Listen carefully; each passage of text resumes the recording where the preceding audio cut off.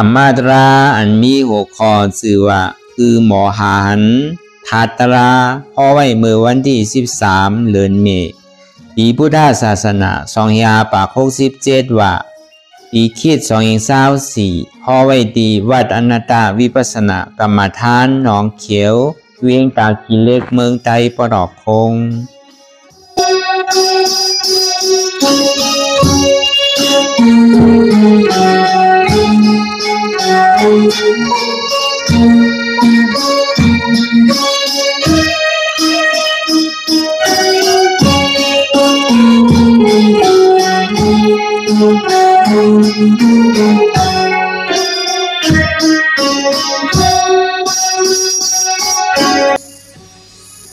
เราโหเลิกปุถุอย่างเป็นยารักการเลิกปุถุอย่างเป็นยาอยากตัวที่มันน้อวิญญาณถัดใส่เทียนเฮาผู้นั้นอันไรเสียนันในเทียนมันพุทธก่อเกิดมันเป็นมาแล้วหมอวางเป็นอนัตตาอะไรหอนตางเฮาหันเจ็บท่อมไปหันทุกข้าอ่ำปองใส่หนังหน้าตาเธอหนึ่งก่อน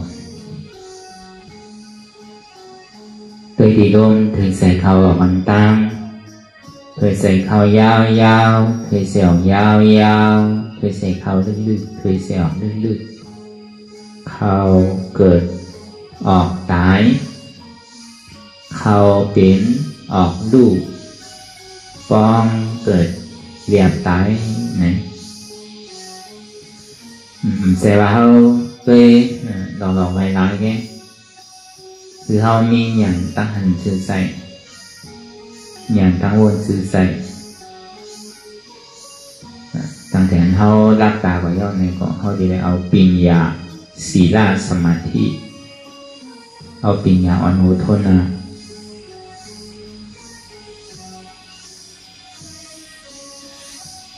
có bờ khayคือเฮาฮู้ว่า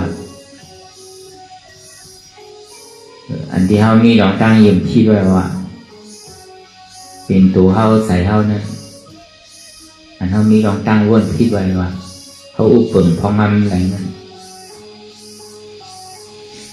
อันอยากตัวนี้ดีมีอันใดพองอันไหนเรียนว่าเฮาอุปึงพองมันอะไรนั้นตั้งแต่สิโกต่อไปเป็นป้นขิงป้นข้าวป้นวันป้นวงป้นเดือนป้นปีเราถึงมาเราพยายามอยู่เนี่ยก็เท่ากันมากกูวันยอกาตั้งเจ็ดตั้งเป็นนั่นไหนก็เท่ามากกว่าผู้วันนำมากกำเนิดสุดมาเนี่ยก็หัวรอตั้งตาย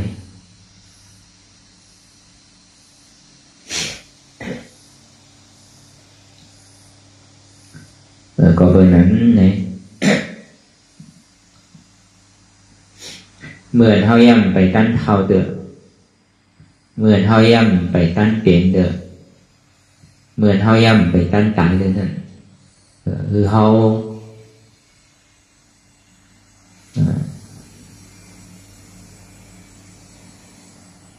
ใจมันหนีดีมันเป็นเครื่องตื้อกำเฮานั่นก็นั่นแหละมันดีเป็นอัศโสพรดีตา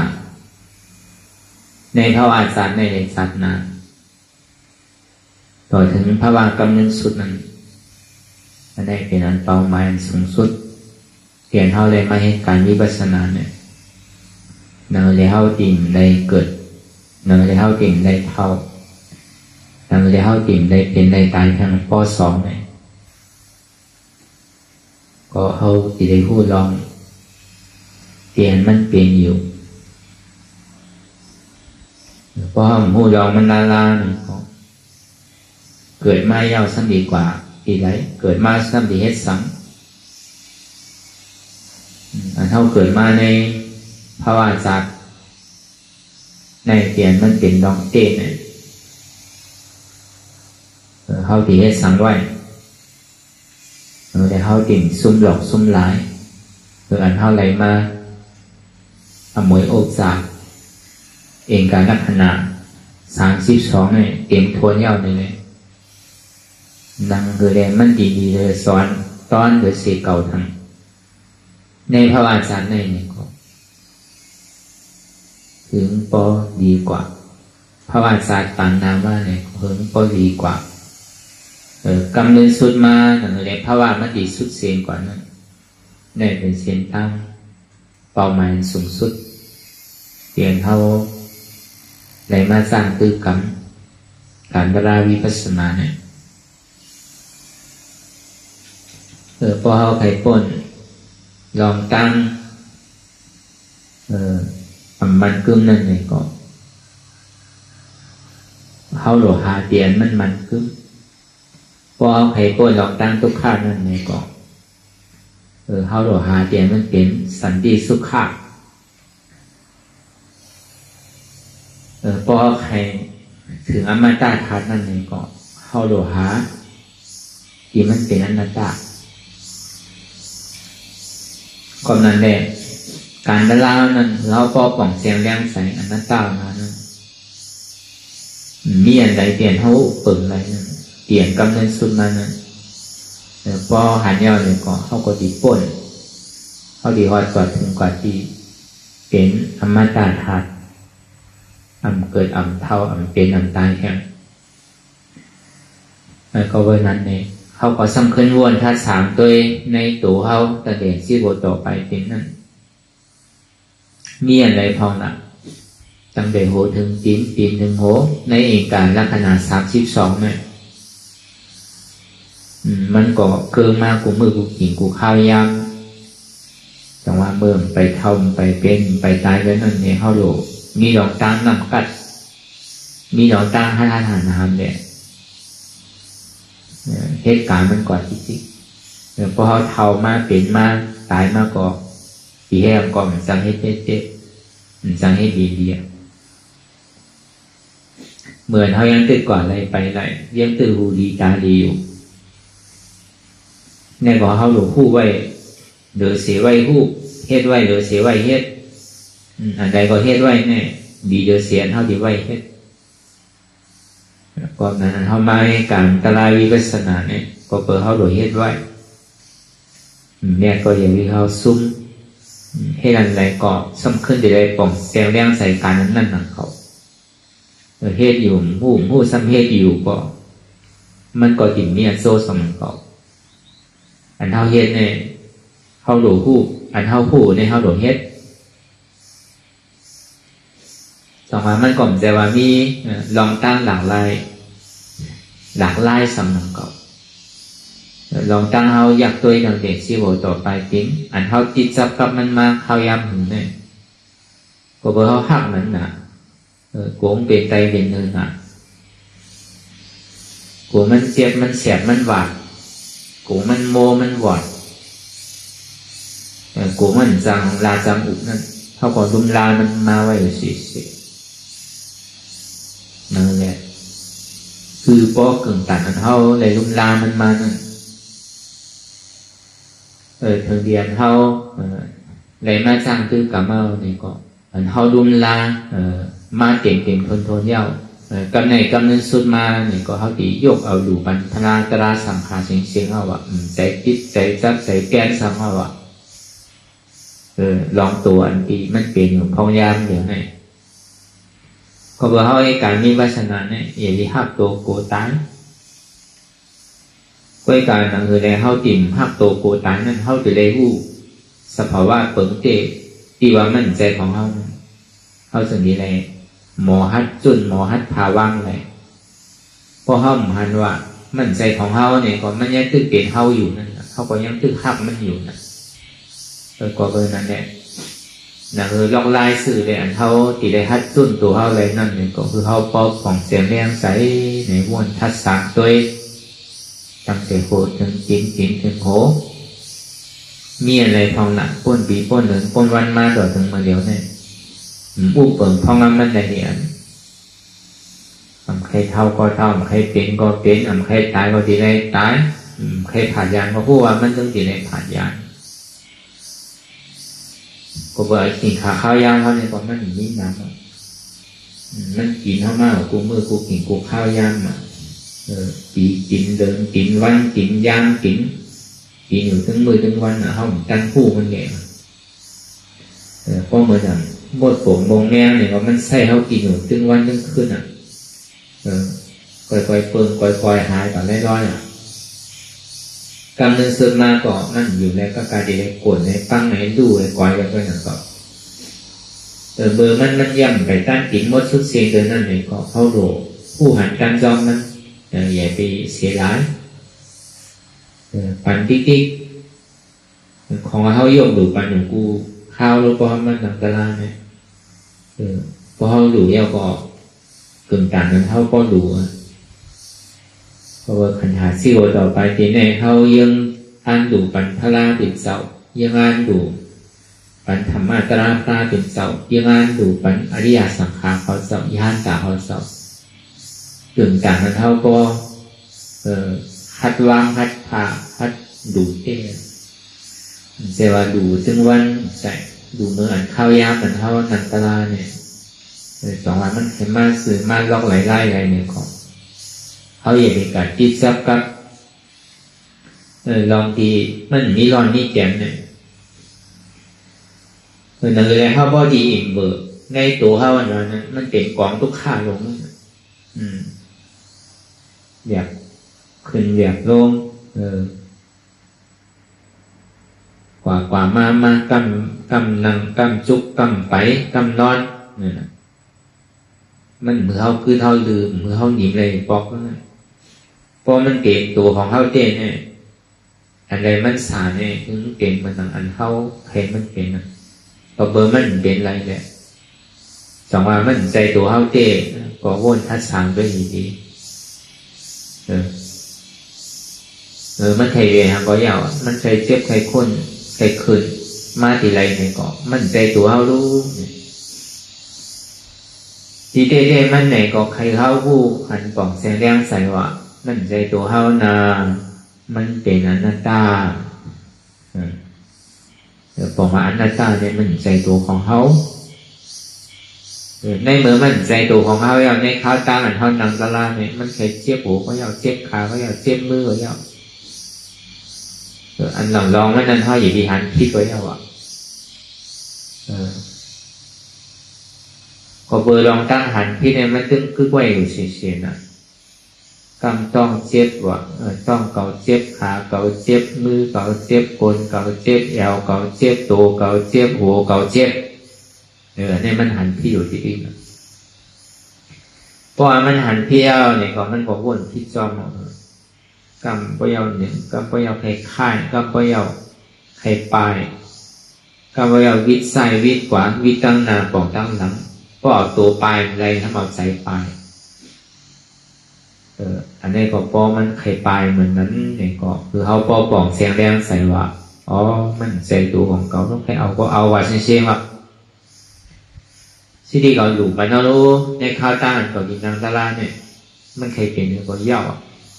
คือเขาเลยฮัดคือเขาฮัด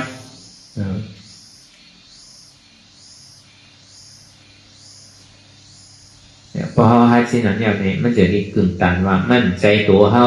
เนี่ยมันเด่นอนัตตาเนี่ยกึ่งตันนั้นเขาว่างทางเก่าลองตั้งหันที่วนที่ในมันมาเสียพอมันหันว่ามีหัวมีขามีมือมีตัวเนี่ยก็อันนั้นห้องว่าหันพิษเอาลองตั้งหันหมันแดนนั่นว่ามีหัวมีขามีมือมีตัวพอมันวนพิษวันหนึ่งไปค่ายไปในยายไปในเปิดตามื่นตาอย่างมองหิ่งมองข้ามมองยามเนี่ยค่ายปันนั่นแหละเนี่ยดึงพื้นต้มค่ายลายมองหิ่งมองข้ามมองยามเป็นก็ย่อมตายเป็นตายก้นตายเป็นผีเป็นเทวราเป็นคนที่หน้าผีอัตตาตายเป็นอริยะใครตายก็เติมมันหน่อยคือห้องนี้ลองตั้งน้ำกัดเช่นไรของก็ได้สอนมาเนี่ยลองใส่ ใจเดียมันโป่งโป่งปิวปิววนดึกวนเด้อเปลี่ยนเรื่องเปลี่ยนราวมุนยิดอยู่อยากขึ้นขั้นขานใจใจจ้าแจมดีกำปยาวนตั้งหลังกำปยาวนตั้งหน้ากำปยากล่องวนสังกำปยากโป่งปิวกาวากาเป็นอันนี้มันเป็นธรรมดาของใสเฮาดีกับเฮฮับกำมันอย่าดีวนเนี่ยมันวานใดก็การคือผู้หันกันซ้อนเตียนมันเปลี่ยนอยู่นั่นนะอย่าไปหันพิษวนพิษก็ยาวลองใช้หน่อยอย่าไปหันพิษซื่อละเพราะหันพิษมันวนกว่ากาวากาเป็นเนี่ยเอาลองมือว่าป่นมาเอาลองวงป่นมาเอาลองเหลืองป่นมาเอาลองปีป่นมาวนกว่าที่สิการพยายามไปย้ำไปอีกมันวนตั้งนานครับวนลองมือผูกวนลองวงตีมาวนลองเหลืองตีมาวนลองปีตีมามีเมื่อยาวมาสุดการพยายามคือมาสั่งวนสั่งการพยายามวนกว่าป้อมตันหันมันมันเปลี่ยนสินั้นในก่อคือผู้หันตันซ้อมตีใจมันเปลี่ยนอย่าไปเอามันว่าก็รู้หันกันซ้อมมันหันสภาวะเปิ่งเก๋ลอยๆนั่นน่ะลอยๆหันลอยๆวนอย่าไปครึ่งข้างว่าอย่าไปวนรู้เนี่ยมันว่าอะไรนะปดใส่ไว้ใส่ไพ่น่ะก็มันไรนะพอเบอร์ของมันไปเทียบเลยเนี่ยมันเปลี่ยนทิ้งทุ่งมันมันถึงวนใจถึงปิวที่กับสองวันเลยใจเขาบดิ้งปิวนั่นในยามซ้อมเสียงดังปิญญาศีลสมาธิเอายามปิญญาน้ำหนักเอาศีลศีลคือซ้อมคือทิ้งใจทิ้งศพทิ้งโตของว่าศีลศีลก็ในสมาธิสมาวายามะสมาสติสมาธิคืออะไรมีลองตั้งอธิษฐานมีสติตื่นผู้ตัวไว้เสร็จมีสมาธิกำมันไว้อ่ำสันค้อนโยกย้ายค่ายนึงจงนำเป็นสมาธิปัญญาศีลสมาธิศีลใสสมาธิในให้เขาตัวนิ่มใสนิ่มศีลศีลในให้เขาตัวใสใจใสวิปัสสนาที่ให้ญาณเขาเกิดอันนี้เขามันเป็นการปัญญาปัญญาเนี่ยก็มันแปลว่าอยู่ในนี้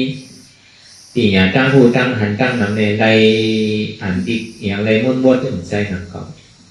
มันเป็นปัญญาอันตีบ้วนทัดฉางลองสายเดียมันเป็นมันบ้วนตั้งหลังกว่าหัวมันบ้วนตั้งหลังมันบ้วนตั้งหลังกว่าหัวมันบ้วนตั้งหน้าอันมันบ้วนสังลาลาเนี่ยก็หัวมันบ้วนสังลาลาอันมันบ้วนกว่ากาวากาเป็นเนี่ยก็หัวมันบ้วนกว่ากาวากาเป็นอันมันบ้วนตั้งหลังก้นมานั่นเนี่ยก็มันสุดเสียงกว่าย่อมเอาขึ้นไรเป็นหลังก้นตายอันมันบ้วนลองตั้งนานนั่นเนี่ยก็เหมือนหลังก้นนอนหลับมีไผหูลามในโนทูเกเป็นหรืออันมันบ้วนสังลาลานั่นเนี่ยเสมือนหลังก้นตาบอดหนังเก่าเตี่ยมันบ้วนอยู่หันก็เสมือนหลังก้นตาบอดหนังเก่าหันอยู่บ้วนอยู่หันก็ก็ได้ให้กว่าให้มาเนี่ยบ้วนกว่ากาวากาเป็นก็คู่ว่าอันมันบ้วนกว่ากาวากาเป็นมีขอบมีเหรียญกว่านิดย้อนก็เปิดสังเลยเป็นไงน่ะใสอันวันนั้นย้อนเปิดว่าใสในห้องอุปเปิงพองน้ำหนึ่งมันไหลสองว่าใสเขาในมันใจของเขาเนี่ยมันเป็นอนัตตามันใสเก่าในพอหัวหันกล่องแสงเลี้ยงใสเสื้อหนายาวในกล่องเขากลมโคตายพอซุ่นตัวก็จะได้ฮัดซุ่นใจก็เปิดว่าใสในกล่องใจของเขาเนี่ยใครตายเอาปล่อยมันตายเหมือนเขาว่ามากเหมือนเจ้านั่นมันขาดปากก็แค่ดีขาดโดยลองตาลาหรือก็หัวมันดีขึ้นตั้งเนื้อมันตายไปแล้วก็อัตตาตายก็เป็นอนิยาใครตายก็มันซุ่มนั่นก็เขาว่าก็ไม่สามมาในมังขิงมังข้าวมังย่างในก็เปียวมนเซ่ออันมันเปียวมนเซ่อนั่นก็หัวมันเปียวมนเซ่ออย่าดีติดมันก็ยาวมังขิงมังข้าวมังย่างเนี่ยก็ตุกข้าขานใจดีใจหูใจให้ใครห้องใครให้ งั้นก็มันเป็นอยู่ในก็คือหูหันตันซ้อมเตียนมันเป็นอยู่อย่าไปโกนก็ยาวบางเข่งบางข้าบางย่ามในก็ดีดูอันดีดูนั่นเท่ากับเป็นอุเบกขาเป็นสุขาเวทนาเปิดเนื้อน่ะก็หูหันตันซ้อมเตียนมันเป็นอยู่อย่าไปข้านก็ยาวเพราะธรรมดาของโลกเรากล้าว่านั่นเนี่ยเพราะอันเดียวมวลเสื้อมาเนี่ยครับเสื้อก็โจมเหมือนอะไรชอบข่าวที่ทุกข่ายมันพูดบอกเกิดเป็นมาเนี่ยครับโอ้ปลายคือว่าซ้ำป้นเหมือนเงาแดงซ้ำโกนไงรู้ทุกข่ายก็ในอุเบกขามาเนี่ยสำคัญในธรรมดาของโลกการนี่ก็มันก็ปั่นอยู่ในเวทนาเนี่ยโกทุกข่าเจอสุขข่าข้านมันปั่นไว้เส้นนั้นนะก็คือหันตันซ้อมเปลี่ยนมันเป็นอยู่ใส่ที่ได้สาวเปลี่ยนหื้อเนี่ยก็คือหันตันซ้อมมันใช่ว่าปั่นแห้งมันใส่มันเดี่ยวมันมวนกับปั่นแห้งมันอยู่ที่ใส่มันตุกข้าวก็มันกูก็สั่งปั่นแห้งมันกูที่ก่อนใส่มันข้านก็สั่งปั่นแห้งมันข้านอยู่ที่ในก่อนไปใส่นั่นบอกว่าเฮาหมู่หันตันซ้อมไหลลองซ้อมนั่นสองมาเฮาที่ได้มาเอาการวิปัสสนาผู้หันตันซ้อมอันเวทนาเปลี่ยนมันเกิดเปลี่ยนอยู่นั่นนะอันเดียวอันบนเสื้อมากคือก็ยาวอย่ามีเนี่ยส้มอันนี้คือเขาพูดไว้คำเดียวมันใครเดียวใครบนใครเสื้อคือก็ยาวอย่าไปขึ้นกลางส้มอย่าไปขึ้นกลางเนี่ยส้มอย่าไปขึ้นกลางเป็นปีที่เดิมที่เรียกว่ามันเป็นอันตรายอันเดรของวิปัสสนานั่นก็มันไปทุกข้าเย่ๆเนี่ยครับทุกข้ากับเดียวแต่มันใจเป็นเส้นตั้งแต่ที่รับทุกข้าไงอันทุกข้านี้มันพูดต่อเกิดขึ้นเป็นมานั่นเนี่ยก็อย่าไปขึ้นกลางโกเตอปลายซื่อก็ปลายก็เหมือนป้นอะไรเหมือนเงาเรียนซ้อมโกนเฮาเหมือนนำในนำมันน่ะพอเฮาหมออยู่ซ้อมมันเนี่ยก็มันติดน้ำก็เป็นน้ำมันก็เป็นน้ำมันน่ะอุเบกขาที่มันพูดต่อเกิดขึ้นเป็นมานั่นเนี่ยก็อย่าไปคาดโดหาการปัดมันเฮ็ดที่เอาในเวทนาในเฮ็ดเป็นตารางตู้ขีดีกว่าเซอร์เลยนะมันตู้ข้าน้ำคือเจี๊ยบน้ำคือก็ดีกันนั่นเข้าหลงหมอผมโซ่ไม่ได้หับตอนมันที่กันสองวันที่ยาวๆมันเนี่ยก็อันเดียวมวนเซอร์ที่มันพูดบอกเกิดขึ้นเป็นมานั่นเนี่ยก็วาอะไรเสียนันตาอันทุกข้าเนี่ยมันพูดบอกเกิดขึ้นเป็นมานั่นเนี่ยก็วาอะไรอนัตตาอันอุเบกขานี้มันพูดบอกเกิดขึ้นเป็นมานั่นเนี่ยก็วาอะไรอนัตตาไอ้นาทีเฮาในหนูเหตุการณ์ที่ไหนก็ดีที่ในส่วนเฮาหนังกราเนี่ยเอาลองตัวเป็นตาราเอาลองใส่เป็นตาราเอาลองเวทนาเป็นตาราวนลองตัวเตียนมันมีตัววนลองใส่เตียนมันมีใส่วนลองเจ็บเตียนมันมีเจ็บสองว่ามันจะไม่ยาวดีว่าหันอยู่ผู้อยู่ยอมภาพวางเป็นอนัตตาหันโตผู้มันใจโตยอมภาพว่าอันที่เฮาได้มาโตเนี่ยมันเป็นทุกข์ว่าอะไรอนัตตาหันอยู่ผู้อยู่ยอมภาพวางเป็นอนัตตาหันใสหันใจเดียมันเป็นใสผู้ใจที่ว่ามันเป็นใสยอมภาพเดียมันเป็นอยู่พยายามเดี๋ยวนั้นมันใจเฮาเนี่ยมันเป็นอนัตตาหันเวทนาเดียมันเป็นเวทนาผู้เวทนาเดียมันเป็นเวทนาถ้าเอาเวทนาเดียมันเป็นกองทุกข้าตรงนั้นวางเป็นอนัตตาหันว่าใจโตเก่าใจเก่าใจเจ็บเก่ามันเป็นอนัตตาสองว่าหันอยู่ผู้อยู่ย่อมห้าวางเป็นอนัตตาหันเจ็บผู้เจ็บภาพเจ็บหันว่าเตียมันเป็นตัวพองยามเดี๋ยวนี้มันเป็นเจ็บ ผู้เจ็บเนี่ยถ้าบอกเจ็บอย่าบอกวางเจ็บเป็นอนัตตาเจ็บเตียนมันเกิดขึ้นที่ตัวก็ดีที่ใจก็ดีที่เวทนานั่นเองก็ดีมันมีทุกขาไหมหันว่ามันเป็นทุกขาผู้ว่ามันเป็นทุกขาไหมถ้าบอกการอะไรถ้าว่ามันเป็นทุกขาไหมอย่าบอกวางเป็นอนัตตาเนี่ยสมัยมันไม่ยาวดีว่าหันอยู่ผู้อยู่ยอมห้าวางเป็นอนัตตาแต่เพราะมันเป็นตัวในสันติว่าคือละสมัยมันมีขอถามมาเนี่ยป้อมวางเนี่ยก็สัมบาดีเอาไหนว่ามันใจตัวอันนั้นเนี่ยเพราะมันใจรู้มันทำเป็นสังละเป็นสันติได้ว่าคือละมันก็สังมีขอถามมาเพราะว่าเจ็บเนี่ยใจเฮาเนี่ยมันทำเป็นสังละสังว่ามันมีขอถามมาเนี่ยอันเฮามักมันมาเป็นตัวเฮาอันมันใจเนี่ยมันเป็นสภาวะยุคอะไรยุคธาตุดินน้ำลมไฟ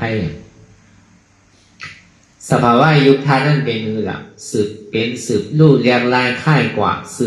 บลู่เรียงลายค่ายกว่าเจ็บที่มันบอกเกิดขึ้นมาที่ตัวเนี่ยใจว่ามีเป็นคือใจว่ามีเป็นสองใจว่ามีเป็นว่านใจว่ามีเป็นลักสองมันใจตัวของเขา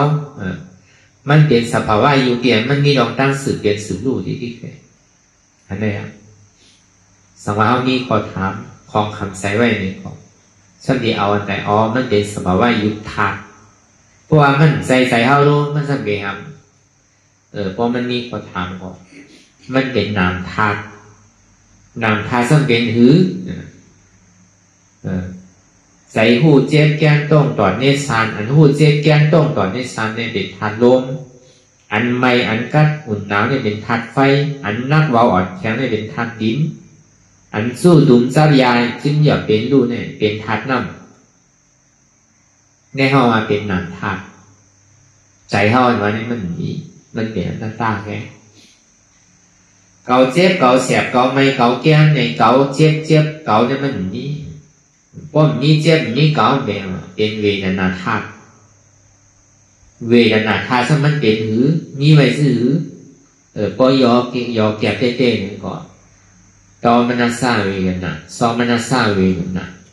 มีทุกขาในสุขาก็เบอร์มันปึงอีกเสีย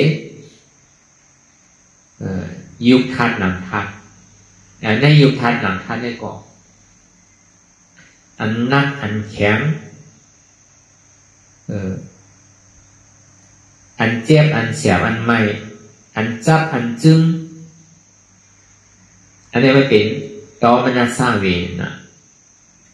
อันเว้าอยู่อันเย็นอยู่อันโอนอยู่อันยายอยู่อันดูนั่นเป็นสอมนัสสาเวทนาก็บอกว่ามันปึงอีเสียยุคทัดหนังทัดเลยมันจะที่เป็นเวทนาทัดเกิดขึ้นมากสั้นดีเอาอะไรก็บอกว่าทัดนั่นทัดสี่เบิ้งนั่นเอาธรรมะทัดกันธรรมะทัดเนี่ยก็บอกว่าทัดตราทัดตราสัมเบียงล่ะใจตัวเก่าใจเก่าใจเจ็บเก่ามันเป็นอนัตตาในห้องว่าเอาทัดตราก็ออกยุคทัดนามทัดเวทนาทัดสามตัวเนี่ยมันเหตุการณ์ที่ห้องว่ายุควิญญาณเวทนาในยุควิญญาณเวทนาเนี่ยมันมีน้องตั้งสืบเป็นสืบรูปเรียกลายค่ายกว่าสืบเป็นสืบรูปเรียกลายค่ายกว่าย้อนเบอร์ว่ายุคทัดนามทัดเวทนาทัดนั่นมันมีน้องตั้งสืบเป็นสืบรูปเรียกลายค่ายกว่าเลยสองว่ามันเป็นทุกขาย้อนวันทุกขาเดียนมันพูดปอกเกิดขึ้นเป็นอยู่ในอุปเปิดพ้องลำเหนือมันไหลเจอที่ห้องว่าธรรมะทัดนั่นเป็นอะไรเป็นอนัตตาอนัตตาเนี่ยเป็นธรรมะทัดเป็นทัตตระพอเฮาก่อนแจงแรงใสมันเรียนเดี๋ยวมาดีโตก่อมันใจโตเฮาอนัตตาอันนั้นน่ะทัตตระเนี่ยตกติดตัวปอนมาดีใสเนี่ยก็มันใจเฮาอนัตตาอันนั้นน่ะทัตตระเฮาตกติดใสเพราะมันมาดีเจ็บเนี่ยก็เจ็บในก่อนใจเฮาอนัตตานั่นน่ะทัตตระนั่นมันตกติดเจ็บนั่นน่ะ มันอยู่ที่ไหนเศร้าที่ไหนมีอยู่ที่ไหนเนี่ยก็เอาธาตุตราเนี่ยกว่าจึ้มใส่เอาธาตุตราเนี่ยการแก้ลองยุคธาตุนามธาตุเวทนาธาตุเพราะเวทนาเนี่ยในกิเลสสารนั้นมันดีตกมันดีขาดกว่าพอมันขาดกับออกแค่หมดนะสองเราเอาธาตุตราก็ออกก็ในธาตุตราทำตนหนึ่งอันมันเข้าใจง่ายเข้าใจดีมันก็สำคัญปอกมาตีทำมีก่อหันทำใส่ก่อผู้ทำมีหันเนี่ยปอกมาธาตุตราเนี่ยมันมีอยู่หันทำใจผู้ผู้ว่าธาตุตราเดียมันเป็นอยู่นั่นน่ะแอบตัดสินใจไรเพราะว่ายุคธาตุนามธาตุเวทนาธาตุพอวางอะไรมันก็เป็นธาตุตราพอห้ามวางอะไรมันก็เป็นตัวเก่าใจเก่าเจ็บเก่าอันน่ะมันเป็นตราเยาวะมันเป็นธรรมะมันเป็นตราไปแล้วพวกก็ไว้ปั่นขึ้นยังพวกก็พอเป็นตราเนี่ยมันเปะแต่ที่เปะเนี่ยเป็นวิจารอนัตตาวิจารกรรมมันเนี่ยมันมีหลายเจอหลายรองหลายเปิงที่เย้ามันเนี่ยผมมันไม่เย้าดิตรานั่นนะก็เบอร์สังเกตไม่เย้าดิตรานั่นสัพเพธัมมาอนัตตาทำดังมัวดังเสียงเนี่ยก็ปล่องเสียงเรียงใส่ว่ามันเป็นอนัตตาเนี่ยมันก็เย้าดิตรานั่นเสียงปฏิวานี่มันปดอนัตตาเนี่ยก็อาภิเย้าคำเดียวติเต้มันใส่กระโจมมันดีมาเป็นอนัตตานั่นเนี่ยก็เข้าก็ติได้จุนตัวจุนใจจุนเจ็บติได้จุนขันธาเปิมในยุควิญญาณเวทนาสัญญาสังขารพอเขาวางอะไรเนี่ยก็มันเป็นตราพอห้ามวางอะไรเนี่ยก็มันเป็นตราไปก็เว้นนั่นเนี่ยอีกที่คือป้าเขานะเขาเป็นวิจารแต่ดีกว่าแบบอาวิสานั่นตีได้เอาอนัตตาวิสาตาดีกว่าเป็นตัณหานั่นตีได้เอาอนัตตาแก้ตัดสินใจนั่นก็เอาลองตั้งสมาสังกัปปะกว่าทัดสามในวนตัดแบบกำเหลียวเอาลองตั้งหันกันเตะโหพึ่งเอาว่านั่นนางแรงมันติ่มหันทิศนั่นเอาลองตั้งหันหมันแรงกึ่งซ้อมกำเหลียวก็เบอร์ว่าลองตั้งหันที่เดว่นที่เนี่ยมันเย็นเลยอยู่กูเจอกูลองกูอันน่ะกำมาโตกำมาใจกำมาเจ็บกำมาขันธาเปิ้งกำกว่าตั้งนอกกำพุทตั้งหลังกำพุทตั้งนามันขึ้นดื่มเศร้าเลยบอกเหมือนลิงแหวนกินเนื้อซับกินหนึ่งกินเนื้อซับกินหนึ่งเป็นสังขาราแรงลายค่ายกว่ามันก็สำคัญปองมากขึ้นที่สัพเพสังขาราอันนี้จะสัพเพสังขาราทุกขังมันก็สำคัญไม่ยาวอย่างนั้นแค่นั้นสังขาราทั้งหมดทั้งสิ้นในใครวนซื่อวนมันก็ดีเรียนเดียวที่แกพอห้องหูลองตั้งเดียนมันเป็นสังขาราพอเบอร์มันมีลองตั้งสืบเป็นสืบโลกสัพเพสังขาราทุกขังป้วนใดตั้งทุกข้าขันแสงนั้นสังขาราทั้งหมดทั้งสิ้นนั้นสัพเพสังขารานัตตาก็ป่องแสงเรื่องใส่ว่าสังขาราทั้งหมดทั้งสิ้นเนี่ยเป็นอนัตตาอู้เปิ่มพองงำเหนือมันไหลมันใครเป็นยังก็เป็นกว่าที่ติ๊กมันใครว่นสังก็ว่นกว่าที่ติ๊กมันก็มีเสื้อรองเป็นกองทุกข้าหลงเป็นอนัตตาสองแล้วก็ห้องไปป่องแสงเรื่องแสงอนัตตาเนี่ยมันปั่นตรงที่ติ๊กมันก็ยืมว่ามันใจที่ติ๊กมันบอกใครห้าพอห้าวันนั้นก็อันนี้จ่าทุกข้าด้วยการจ่าดีห้องห้าว่าเป็นอนัตตาอะไรเนี่ยมันใครอยากไว้ดูเพราะห้องป่องเสียงเลี้ยงใส่เนี่ยสมาห้าป่องเสียงเลี้ยงใส่เอาในก็มันอยากสังเกตอีกก็วันนั้นในทางปอกขึ้นมาดีทำมีก่อหันเนี่ยเท่าใกล้สอนใกล้สร้างคือกันหนูกูว่านั่นน่ะตราเดียมันมีอยู่ในเท่าหันก็เบื่อเท่าว่ามันนันตรานั่นน่ะสุกตาลาไปตาลานอนตาลาก็เป็นซ้ำวานันเก่าก็เท่าว่านางตาราความหมายเท่าว่าแต่ยาไทยเนี่ยนะเป็นซ้ำวาแต่ยาสุกนันเก่าแต่ยาไปก็ห้ามมีนันเก่าก็เท่าแต่ยาไทยนางตาลาเนี่ยเนาะเมืองไทยก็ว่านันเก่า นั่งวิปัสสนาเนี่ยนะเปิดทำวัดชุกวิปัสสนาหนังเก่าก็บอกว่าตารางเนี่ยเข้ามาวันจันเฮตตารางเนี่ยเป็นใกล้เดี๋ยวว่าเฮตตารางเขาการตารางนั่นก้มไปปองเสียงเลี้ยงใส่ว่ามันเป็นอนัตตาเนี่ยนั่นบอกว่ามันเป็นตารางก้มไปปองเสียงเลี้ยงใส่ก็นั่งอยู่ก็เหมือนโคกไปหนังเก่า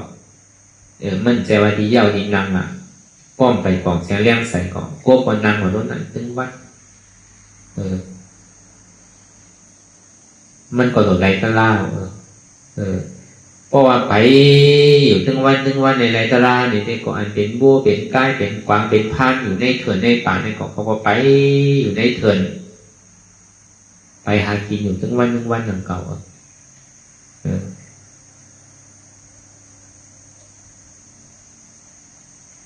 เพราะว่านอนไรตะล่าเนี่ยหญิงซ้ำพอกลางวันมันนอนถึงวันโน้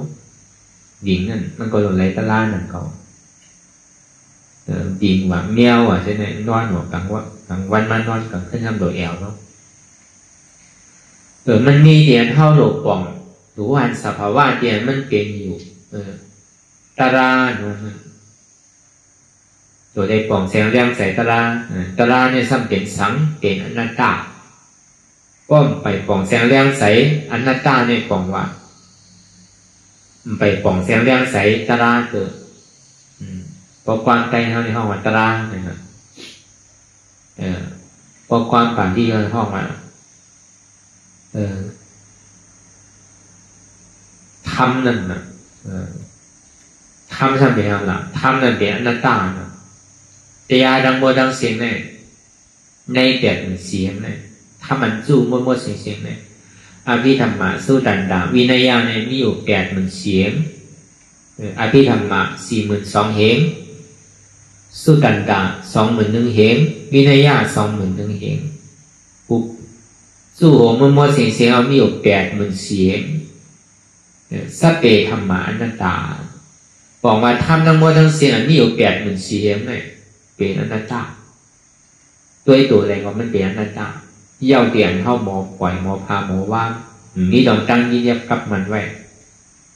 เนี่ยสองว่าทำทั้งหมดทั้งเสียงได้เป็นอนัตตาก็เบอร์สังเลยว่าพี่ทำหมาตั้งหลังก็เบอร์พระเดี๋ยวจะห่อพี่ทำหมานั่นก็ดีว่าเจ๊มันก้าวไก่ไปลองยุบนางขันธานี่มันเป็นว่าพี่ทำหมาก็เร็วต้องไหวเสียนันมาเนี่ยก่อนเสด็จห่อสุดต่างๆกัดช็อตเอาโฟมันเศร้าทีมวันเกิดเมื่อเกิดมันเศร้าเสด็จห่อลองอธิการะกวนมาตั้งแต่จาริสันตราในสัง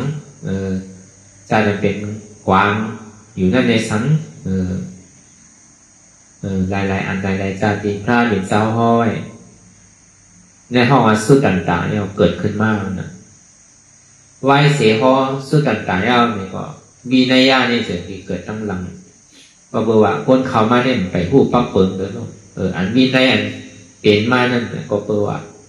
คนเฮ็ดพิษแหละเป็นสิ่งที่ปิ้งแย่ไปมีอันเฮ็ดพิษไว้เอาเลย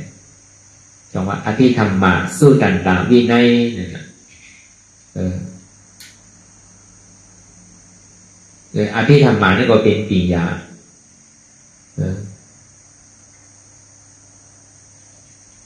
ในสู้ต่างๆนั่นเนี่ยก็มันก็เป็นลองจางก้าต่างหน้าในสังลองสมาธิเลยสัง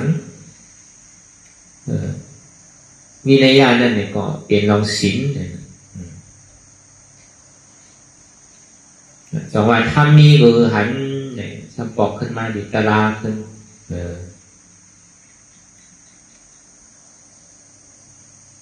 อันเท่ามาจ้างคือกรรมนั้นทำมีหันหันทุกข์ทำใส่หูทุกข์เป็นอนัตตาทำมีหันเจ็บทำใส่หูเจ็บเป็นอนัตตาที่ในวันเขามานั่ง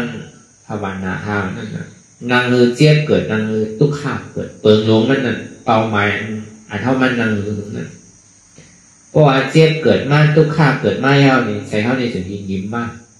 เพราะว่ามันสู้ถึงมากเท่านี้ก็เข้าดวฮัดแก่ครับนะเมื่อมันยังไปยิ้มเมื่อมันยังพกอยู่กาวาการเป็นในเข้าก็ดีได้เอาญาณปัญญาเขา นั่นก็เลยมันตีอย่างเขามาสู้เป็นอนุรอมาหยานคือมันสู้เป็นตีหนึ่งตีเหลียวเหมือนอย่างซึกเตียมันมีน้ำไว้อย่างเนี้ยห้องโดเฮ่อกว่าหามันพอเขาเด็ดเย็นมาเนี่ยก็มันตีเขามาหาเขาเสียงแค่พอมาสู้เสียงแล้วเนี่ยเขาบอกปล่อยแบบกำเดียวเนี่ยมันตีงานหรือเสียงเขาดีกว่าซอกหามันเอาเนี่ยมันหันได้ดีเนี่ยเพราะว่ามันเจ็บมันตุกขามากเนี่ยเพราะว่ามันหุบจู่มันเสียงหรือเสียงตุกขาเนี่ยมันเมียนไหลเนี่ยเพราะว่าทำมีหันนั้นทำใจพูดว่าตุกขาเนี่ยมันเก่งอยู่นั่นว่าอะไรอนัตตาทำมีหันว่าใจโหเก่าใจขาเก่าใจมือเก่าใจตัวเก่าใจเก่าใจเจ็บเก่าทำใจหัวมันเป็นอนัตตาถ้ามีหันเจ็บแก้มต้มตอดเนียดซานสั่นไหวโค้งไก่ไม่กัดอ่อนแข็งสู้ตุ้มจับใหญ่จึงอย่าเป็นดูทำใจผู้หัวมันเป็นอนัตตานั่นก็คือเขาเอาอย่างปีญญาเขาวนดีวนยาวข้าวยามหึงอย่าไปว่าไพ่ป้นตีอย่าไปว่าเทิงป้นตีเตียนเฮาหันเตียนเฮาวนเตียนเฮาวนเฮาหันนั่นหึงเพ่งเพ่งกันวนต่อถึงเสียมันปอสุดวนต่อถึงทุกขาปอสุดตัดต่อถึงอัตตาปอโตพุทธขาดกว่าอะไรที่มันพูดบอกเกิดขึ้นมานั่นคือเขาหมอว่างเป็นอนัตตาไรสาธุสาธุสาธุ